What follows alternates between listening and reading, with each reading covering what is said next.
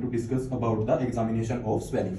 We are already discussed about the abdominal examination and the examination of inguinal hernia in previous videos. Now we are going to form a new video, the third one on examination of swelling. So first of all, in swelling, we are going to see the number of swelling and the site of swelling. So we have to comment on the number of swelling. So there is a single swelling and the swelling can be multiple or solitary. In case of sebaceous cyst, dermoid cyst, the single swelling can be seen, but in case of the neurofibromatosis, there can be a multiple swellings. So it is the importance of number of swelling. So then we are going to discuss about the site of swelling. The site of swelling, we have to give a clue about the size of swelling from the bony landmarks. Like here we can use the lateral end of clavicle and the spine of the patient. So we can discuss about the horizontal and the vertical dimensions. So it is like 4 to 5 centimeter from the spine and 2 to 3 centimeter from the lateral end of clavicle. So this is about the site of swelling. So after the site, we are going to give a fair idea about the size of swelling. So we have to discuss this size of swelling in both the direction, vertical and horizontal. So we have to give a fair idea about the size of swelling in centimeter. Like here the swelling is 7 into 5 centimeter in length and breadth. After the size of swelling, we are going to discuss about the shape of swelling. The shape of swelling can be ovoid or pear size, or it can be a spherical swelling. We are not going to use the term circular in describing the swelling because it gives only the two dimension. But if we are using term like spherical, it gives us all the information about the dimension of swelling. The spherical term is mainly giving the 3D dimension of the swelling. So after the number, size, shape and site of swelling, we are going to discuss about the surface of swelling. So here is the surface. So the surface of swelling can be divided into smooth, irregular, nodular or lobular. So here the surface of swelling seems smooth on inspection. So after the surface, we are going to discuss about the edges which can be seen. Either we can use the term edges or margins in swelling. So the margins of the swelling. Then after the margins, now we are going to comment on the any dilated veins or any scar mark on the swelling. So if there is any scar mark, the swelling is recurrent, like in case of hernia. And if there is any dilated veins, we can suspect that the swelling is telangiectasia. So after the, I'm going to see any pulsation over the swelling. So if the swelling is pulsatile, the swelling can be arise from the any artery or vein below the swelling.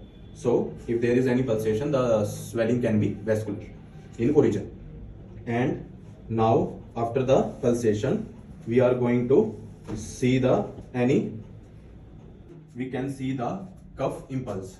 So the importance of cuff impulse mainly in the hernia case, because the swelling is continue with the abdomen, and on cuffing the abdominal pressure increase and the swelling become prominent.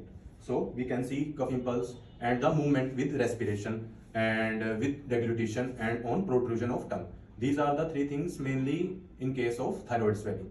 So all the abdominal swelling arising from the visceral organ like liver, spleen can show movement on respiration, and the hernia will show movement on cuff impulse. So after this, we are going to discuss about the skin overlying the swelling.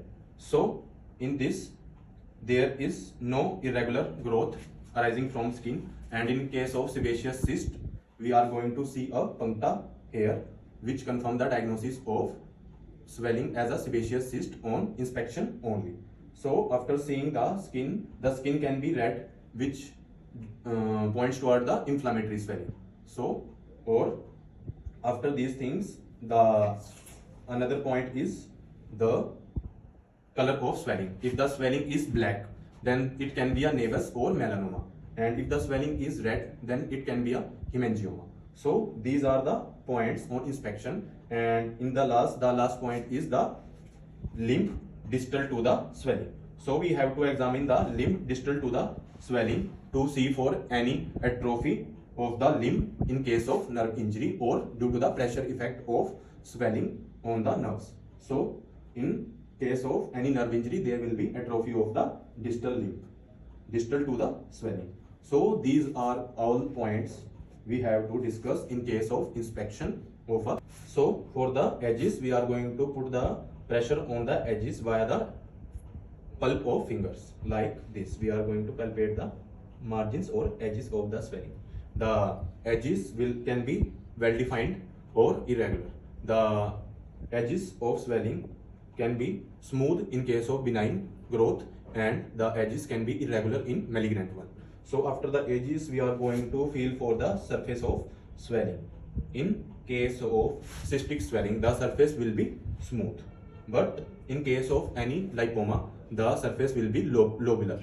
And if the swelling arising from the lymph node, the surface will be nodular, and the surface will be irregular or rough in case of malignant swelling. So by this method, we are going to feel for the surface of swelling.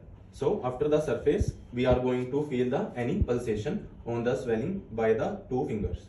So pulsation can be of two types, the transmitted one or expansile. If the swelling is pulsating and expansile, the two fingers will feel pulsation on palpation and separated from each other if the swelling is pulsatile. And in case of transmitted, the finger feels pulsation only but will not separated on palpation. So this is the difference between the expansile and the transmitted swelling. So after the pulsation, we are going to discuss about the reducibility and the compressibility.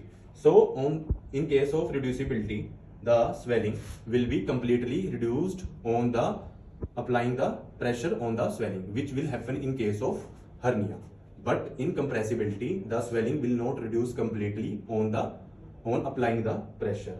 So compressibility will be positive in case of swelling which are containing the fluid. So this is the major difference between the reducibility and the compressibility of the. On palpation, we are going to look for the consistency of the swelling. The consistency of the swelling is divided into three parts: the soft, firm and hard.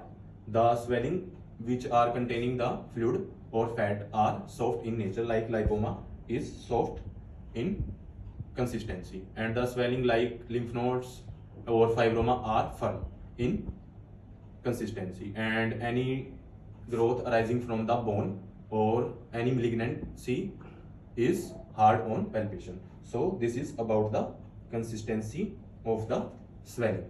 So after the consistency, we are going to demonstrate the fluctuation test. So the fluctuation test is positive in case of swelling containing the liquid or fluid, but it is negative in firm or solid swelling. So how to demonstrate the fluctuation test?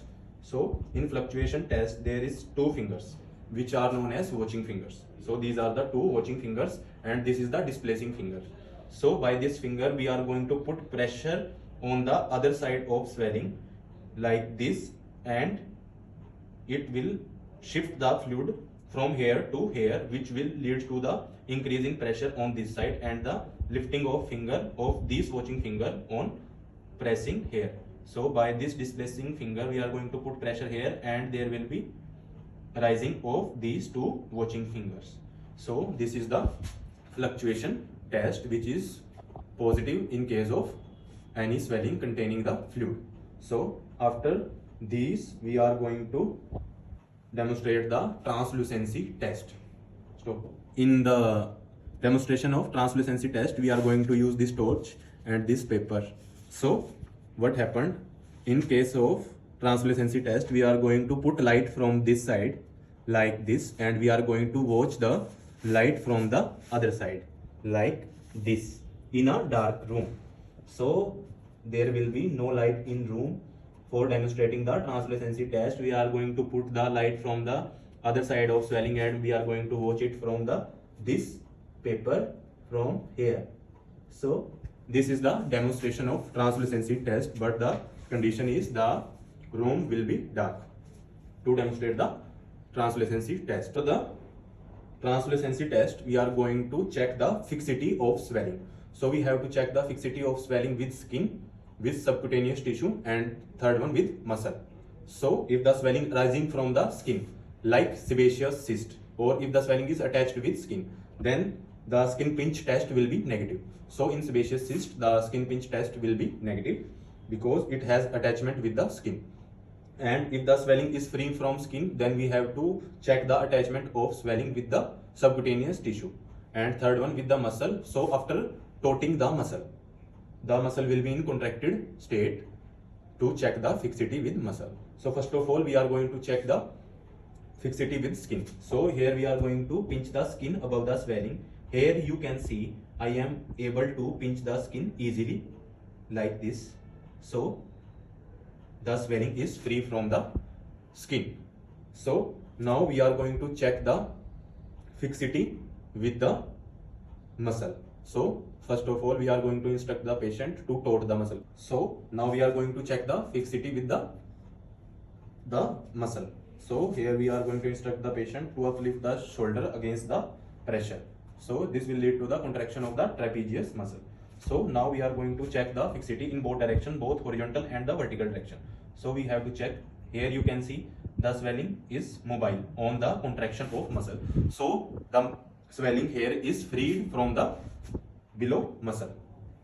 So the swelling is free from skin and the swelling is free from the muscle below the swelling. So the swelling may be arise from the subcutaneous tissue.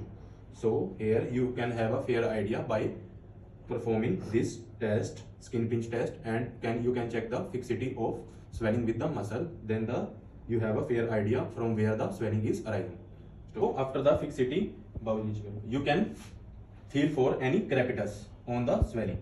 If the swelling containing gas, then there can be crepitus can be felt on the palpation, or you can see for the pitting on the swelling. If the swelling is inflammatory, there will be edema, and there can be pitting edema on palpation of the swelling. So these are the all point we have discussed on the palpation of swelling. So now we are going to discuss about the percussion. So if the percussion of the swelling over the swelling is dull, then the swelling can be containing fluid. Or if the percussion on the swelling is resonant, like in case of abdominal percussion, the percussion will be resonant or tympanic due to the containing of gas in the bowel. So we are going to percuss the swelling like this. So here the percussion is dull. The swelling can be contain fat or fluid inside this. So this is all about the examination of swelling. And in auscultation, we can heard a bruit on auscultation if the swelling arise from the any vessel. So you are able to heard the bruit. Or in case of swelling arising from the intestine, then like hernia, you can heard bowel sound over the swelling. So this is all about the examination of swelling. So